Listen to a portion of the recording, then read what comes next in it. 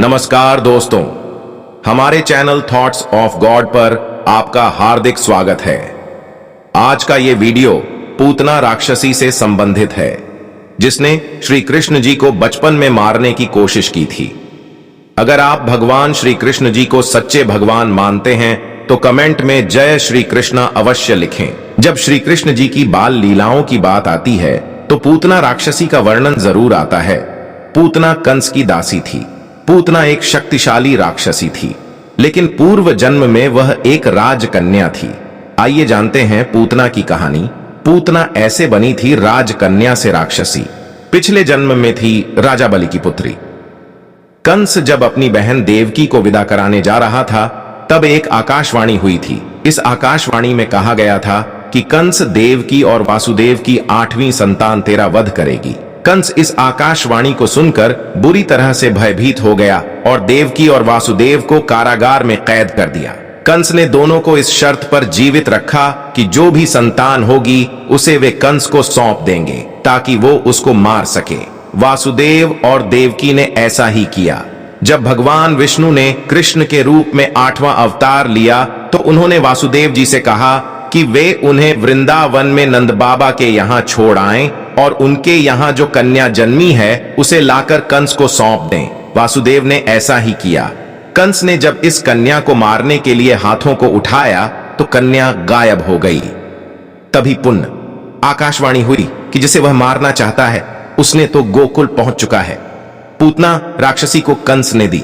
ये जिम्मेदारी भगवान श्री कृष्ण का भाद्रपद मास की कृष्ण पक्ष की अष्टमी तिथि और रोहिणी नक्षत्र में रात्रि 12 बजे हुआ था। कंस को मारने वाला वृंदावन पहुंच चुका है। इस बात से वह इतना भयभीत हो गया कि उसने वृंदावन मास की कृष्ण पक्ष की अष्टमी के दिन जन्म लेने वाले सभी बच्चों को मारने के लिए पूतना को वृंदावन भेजा। पूतना कौन थी? पूतना पिछले जन्म में राजा बलि की पुत्री थी जो एक राजकन्या थी। पिछले जन्म में पूतना का नाम रत्नमाला था। एक कथा के अनुसार एक दिन राजा बलि के यहाँ एक वामन पधारे। भगवान वामन की सुंदर और मनमोहक छवि देखकर रत्नमाला के मन में प्रेम जाग उठा। भगवान वामन को देखकर वह मन ही मन सोचने लगी कि मेरा भी ऐसा ही पुत्र हो ताकि वह उसे हृदय से लगाकर दुग्धपान कराती, बहुत दुलार करती।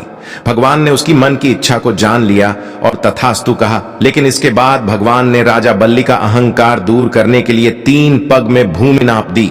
राजा समझ गए और अपनी गलती का उन्हें एहसास हो गया। राजा ने वामन देव से क्षमा मांगी, लेकिन इस घटना को रत्नमाला दूर से देख रही थी। रत्नमाला को प्रतीत हुआ कि उसके पिता का घोर अपमान हुआ है। इससे वह बुरी तरह से क्रोधित हो उठी।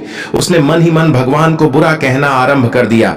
उसने कहा कि अगर ऐसा मेरा पुत्र होता तो मैं इसे विष दे देती।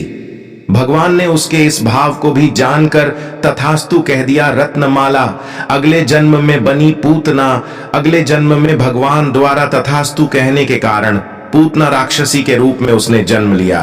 पूतना कंस की सबसे विश्वास पात्र दासी थी। कंस ने अष्टमी की तिथि के दिन जन्म लेने वाले सभी बच्चों को मारने का आदेश दिया। आदेश मिलने के बाद पूतना गोकुल पहुंच गई। पूतना भेष बदलने में माहिर थी। उसने सुंदर स्त्री का भेष धारण किया और भगवान श्री कृष्ण जी को दुग्धपान कराने लगी। भगवान ने उसे पहचान लिया और उसका वध कर दिया। इस प्रकार से भगवान कृष्ण जी ने पूतना राक्षसी का वध किया और जन्म मरण के बंधन से मुक्त कर दिया। वहीं पूतना की दुग्ध और विष पिलाने की इच्छा को भी पूर्ण किया। तो ये थी पूतना राक्षसी की कहानी। उम्मीद करते हैं कि आपको हमारा ये वीडियो जरूर पसंद आया होगा। कृपया चैनल को सब्सक्राइब अवश्य करें।